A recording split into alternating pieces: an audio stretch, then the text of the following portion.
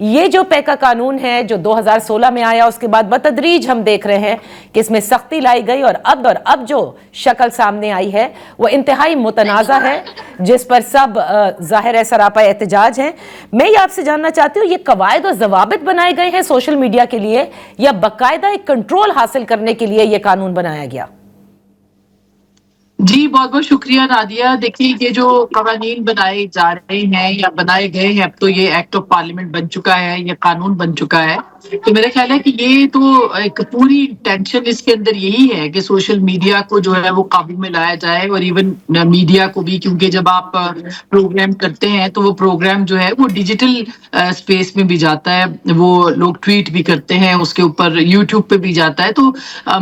ایک طرح سے دیکھا جائے تو آلریڈی ایک پیمرا یعنی الیکٹرانک میڈیا آپ کے اوپر رولز موجود ہیں، اس کے بعد ڈیجیٹل رولز بھی آ گئے، اور سوشل میڈیا کی اسپیس سے بھی آپ جو ہے پروگرام کو جو ہے وہ دو طرح سے اس کی جو چھلنی ہے اس کو بنا رہے ہیں، اور اس میں کسی بھی لفظ کے اوپر جو ہے وہ پکڑ ہو سکتی ہے۔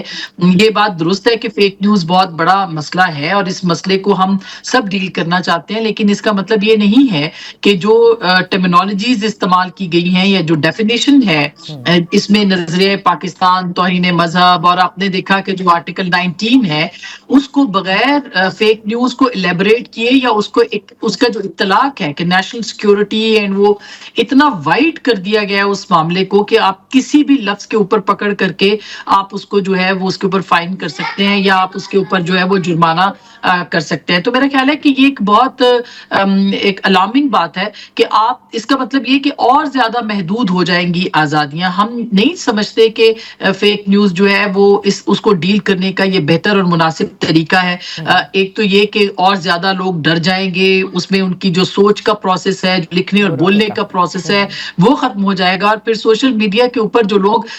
جس طرح سے لکھتے ہیں، ٹھیک ہے اس کے اوپر ڈیفیمیشن وغیرہ کے قوانین کو مضبوط ہونا چاہیے تھا، لیکن یہ جو سزائیں تجویز کی جاتی ہیں، اور اس کی ایک لاجک یہ بھی دی جاتی ہے کہ جی اگر سزائیں زیادہ ہوں گی تو لوگ کم کریں گے، لیکن یہ کوئی قتل کا معاملہ نہیں ہے، یہ ایک لکھنے اور سوچنے کا پروسیس ہوتا ہے جس کے اندر جو ہے وہ آپ کو آزادیوں کو انشور بھی کرنا ہوتا ہے۔ اس میں ہم یہ سمجھتے ہیں، کوئی دو رائے نہیں ہے کہ پاکستان کے اندر ایک فیک نیوز کا بازار گرم کیا گیا ہے، کہ جس طرح سے اداروں کو، لوگوں کو ان کی کیریکٹر اسیسینیشن کی جاتی ہے، جس طرح سے اس طرح سے لوگوں کو یعنی ان کے خلاف یہ ساری چیزیں پروپیگیٹ کی جاتی ہیں، ایک منظم آرگنائزڈ کیمپینز جو ہے وہ فیک نیوز کے اوپر کی بلبوتے کے اوپر چلائی جاتی ہیں۔ تو یہ ضروری تھا، مگر کیا جو کنسلٹیشن تھی، جس طرح سے آپ نے کنسلٹ کرنا تھا میڈیا کے لوگوں کو، آپ نے جو ایک طرح سے جسے کہنا چاہیے کہ جو میڈیا کی برادری ہے اس کو بھی آپ نے انگیج کرنا تھا، آپ نے ان کی مشاورت لینی تھی، آپ نے ان کی تجاویز لینی تھی، اور کون سی ایسی طاقت تھی جو کہ یہ روک رہی تھی کہ آپ کم از کم ان کو آن بورڈ لے لیں اور ایک بہتر قانون جو ہے وہ بنا سکیں، جس طرح سے پوری دنیا کے اندر فیک نیوز کے تدارک کے لیے بنائے گئے ہیں۔ تو بنانے تو پڑیں گے، ریگولیشن ہونی پڑے گی، لیکن مشاورت سے ریگولیشن کرنے میں اور اس طرح سے امپوز کرنے میں زمین آسمان کا فرق۔ بالکل، اور پھر جو اپیل کرنے کا حق ہے کہ مطلب آپ نے سپریم کورٹ میں ہی اپیل کرنی ہے، اس سے تو ایسا لگتا ہے کہ اور کس کی سنوائی ہوگی وہاں تک، کس کی رسائی ہوگی وہاں تک، یہ ایک بہت بڑا سوال ہے۔ آسما، یہ جو 5th جنریشن وارفیئر، یہ کیا وہ پروجیکٹ ہے جس کو ڈسمینٹل کیا جا رہا ہے، اور یہ اب جسے کہتے ہیں کہ منہ تک آ گیا اور اتنا بڑھ گیا کہ اب اس کو کنٹرول کرنے کا شاید یہی طریقہ ہے؟ آپ کو یاد ہوگا جس وقت یہ آیا تھا، کی بورڈ واریئرز بنائے گئے تھے، اس میں آپ کو بھی غدار لیبل کیا گیا تھا۔ آج لگتا ہے یہ بھی پروجیکٹ جو ہے وہ سر ہو گیا ہے۔ دیکھیے پروجیکٹ تو ظاہر ہے ہماری علمیہ رہا ہے، ہماری تاریخ میں اس طرح سے پروجیکٹس لانچ کیے جاتے رہے، اور پھر جب وہ خود ہی پڑ جاتے ہیں، الٹے پڑ جاتے ہیں، تو پھر اس کے بعد ان کو وائنڈ اپ کیا جاتا ہے، اور وائنڈ اپ کرتے کرتے بہت زیادہ جو ہے وہ ڈیمیج ہو جاتا ہے۔ تو ڈیمیج جو ہے وہ بہت ہو چکا ہے۔ جس طرح سے یہ 5th جنریشن وارفیئر کے نام کے اوپر لوگ کریٹ کیے گئے تھے، جس طرح سے ان کو بنایا گیا تھا، ان کو تخلیق کیا گیا تھا، ان کو جس طرح سے جو ہے وہ پھر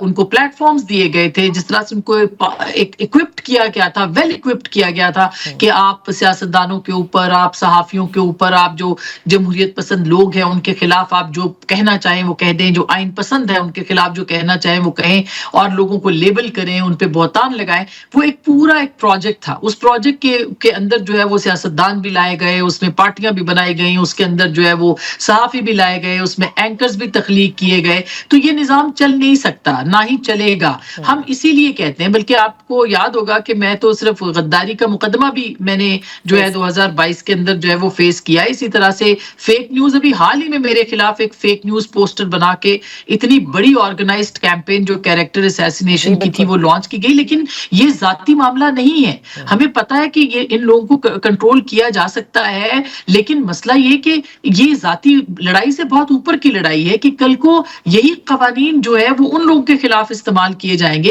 جو کہ چیلنج کرتے ہیں, جو کہ ریاستوں کے اندر یا اسٹیبلشمنٹ کے پاورفل جو حلقے ہیں ان کو جو چیلنج کرتے ہیں, جو حکومتوں کو چیلنج کرتے ہیں, جو تنقید کرتے ہیں, جو آواز اٹھاتے ہیں, ان کی آواز کو کسی بھی بات کے اوپر جو ہے وہ آپ پکڑ کے اس کا نشانہ بنایا جا سکتا ہے. مثلا ہم نے یہ اتھارٹیز دیکھی ہے, میں نے خود ایک مقدمہ جو ہے وہ میں سپریم کورٹ تک گئی اور میں نے کامیابی حاصل کی اس مقدمے کے اندر. مگر آپ دیکھیے کہ ہر سٹیج کے اوپر ایک الیکٹرانک میڈیا اتھارٹی بنائی گئی ہے. اس اتھارٹی کے اندر جو ہے وہ 60 دن کے اندر فیصلہ ہونا ہے, مگر وہ 60 دن کے اندر فیصلہ نہیں ہوا. مجھے ذاتی تجربہ اس بات کے اوپر 9 مہینے کے بعد بھی اس مقدمے کو